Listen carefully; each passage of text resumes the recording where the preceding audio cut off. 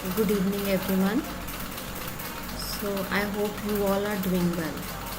So, today we are going to start with the new topic, that is the basic concepts of income tax, right? So, basic concept of income tax, what we will study in this lecture. We will study the meaning and the concept of income tax, the governing body of income tax, definition of income as per income tax law, definition of person as per income tax law, definition of an assessee. Then we will discuss about the assessment year and the previous year. After that, we will have discussion on gross total income, maximum marginal rate, permanent account number, that is PAN, and we will have look on old tax regimes and new tax regime. So these are certain basic concepts that we are going to cover in today's lecture. So first of all, income tax meaning. Before we have the study of the word income tax, first of all, we will discuss about the term tax.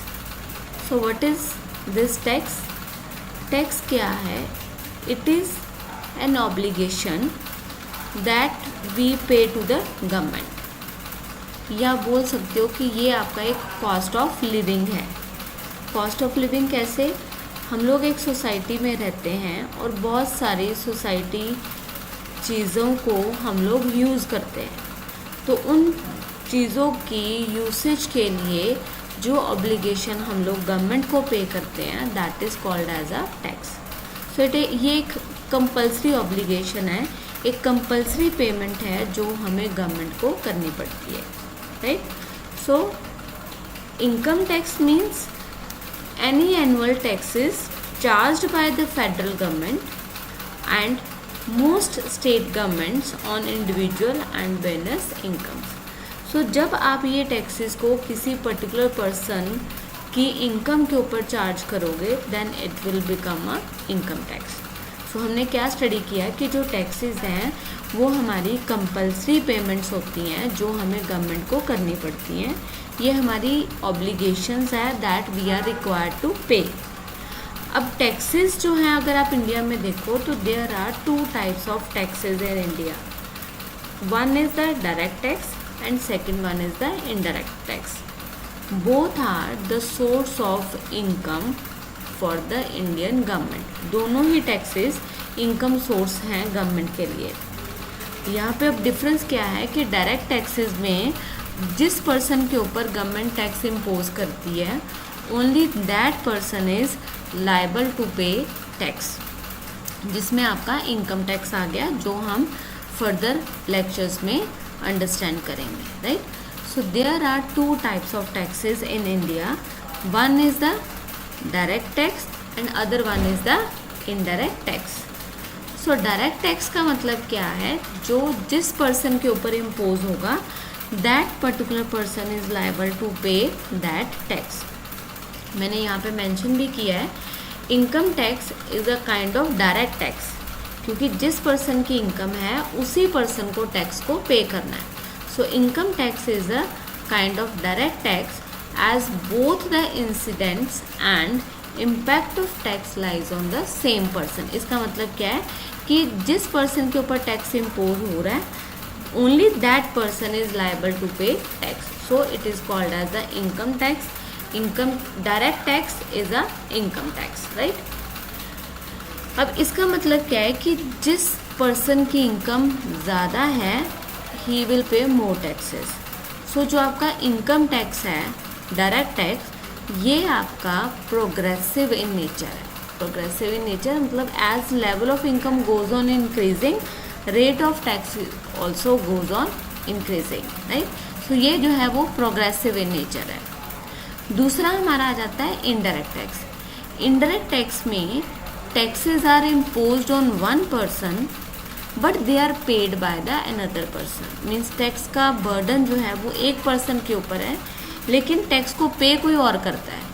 For example, अभी तो चलो in present इरा जो tax है, जैसे sales tax आप लेते हो, तो सेल्स टैक्स तो अभी नहीं है, लेकिन सेल्स टैक्स की जगह पर आपका जीएसटी आ गया। तो जीएसटी भी सेम ही वर्क करता है कि इसकी जो आप बोल सकते हो कि जो बर्डन है वो एक पर्सन के ऊपर है, लेकिन इसको पे जो है वो कोई और करेगा।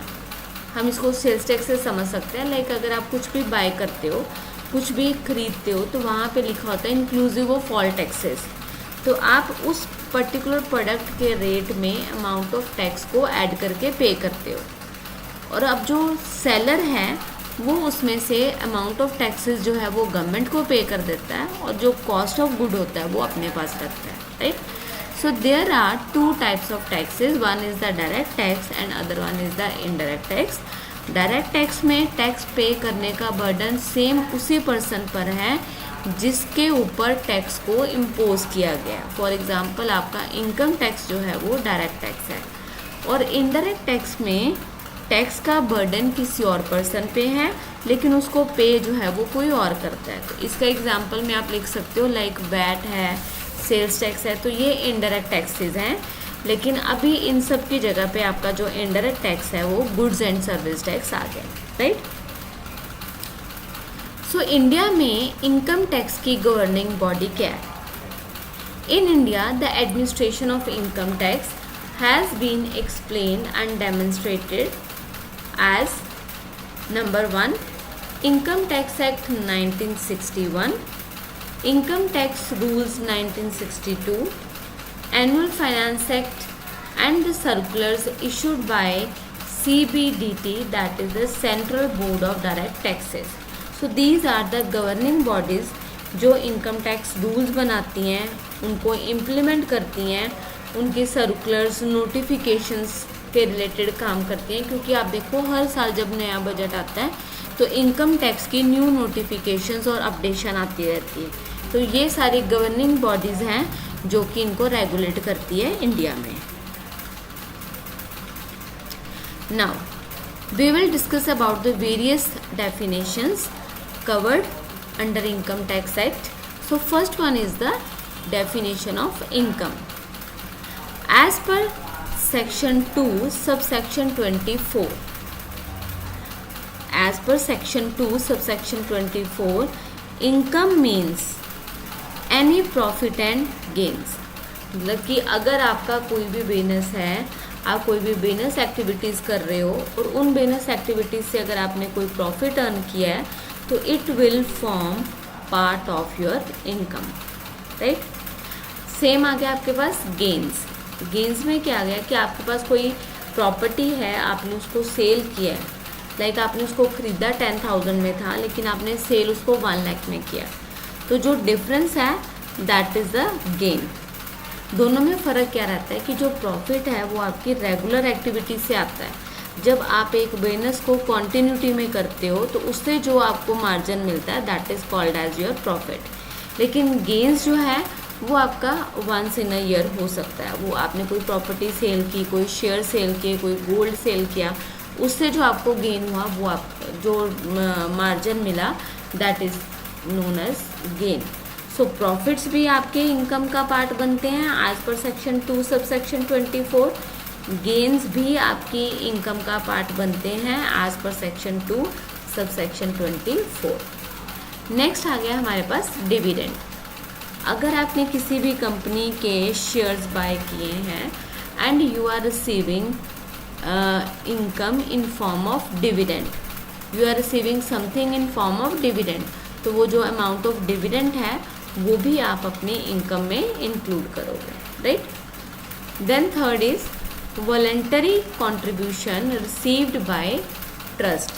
अगर आपकी कोई भी ट्रस्ट है या कोई भी एसोसिएशंस हैं या कोई भी बॉडीज़ हैं and if they are receiving any amount voluntarily, तो उस केस में वो जो है उस पर्टिकुलर ट्रस्ट की या आप उस पर्टिकुलर एसोसिएशन की इनकम काउंट करोगे। लाइक यहाँ पे मैंने एक एग्जांपल लिखा है, as per section 10 subsection 23C contribution received by any university और अदर एजुकेशनल इंस्टीट्यूशन और हॉस्पिटल। कोई भी अगर यूनिवर्सिटी या कोई भी हॉस्पिटल कोई भी कंट्रीब्यूशन रिसीव करता है तो that will form the part of income.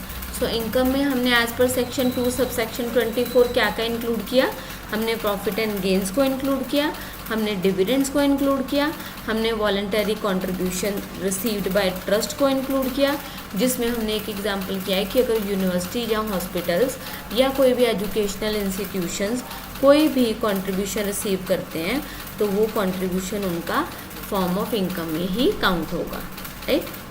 Then moving to the next slide. Any value of perk और profit in लिeu of salary taxable. इसका मतलब क्या आ गया कि आप एक तो अपने एम्प्लॉय को सैलरी पे कर रहे हो तो salary will form the part of income. अगर आपने अपने एम्प्लॉय को इन लिeu ऑफ सैलरी कोई पर्क दिया है विच इज़ टैक्सेबल होली और पार्शली तो it will also include in under the definition of income. Perk क्या होते हैं, बेसिकली एम्प्लॉयर एम्प्लॉय को या तो अलाउंसेस देते हैं और या पर्क देते हैं। पर्क जो होता है वो एक बेनिफिट है जो आपने एम्प्लॉय को इन काइंड दिया, और अलाउंसेस जो हैं वो बेनिफिट्स हैं जो आप इन फॉर्म ऑफ कैश देते हो, राइट। तो अगर कोई भी पर्क है उस पर्क की जो वैल्यू है that will also form the part of income, right. Next is any allowances granted to assessee either to meet his personal expenditure at place where the duties of his office or employment of profit are ordinarily performed।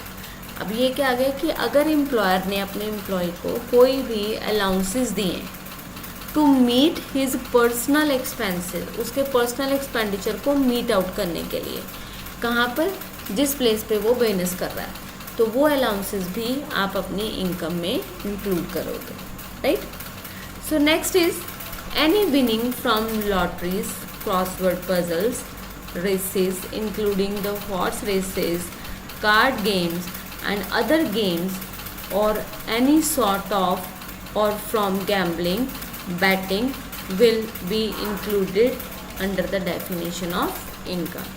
तो अगर कोई भी आपकी income winning from lotteries है या crossword puzzles है, जैसे हम लोग कौन बनेगा करोड़पति में चले गए, तो वहाँ से जो इनकम होती है वो इनकम भी आपकी इनकम डेफिनेशन में कवर होती है। In different source of income हो सकता है, एक पर्सन सैलरी से भी इनकम अर्न कर सकता है, एक पर्सन हाउस प्रॉपर्टी से भी कर सकता है, एक पर्सन कैपिटल गेन भी अर्न कर सकता है, एक पर्सन अदर सोर्सेज से भी इनकम ले सकता है। सो कहीं से भी इनकम रिसीव की है as per the provision of income tax, अगर वो liable to include in income बनेगी तो हमें उसको इनकम हेड में इंक्लूड करना पड़ेगा।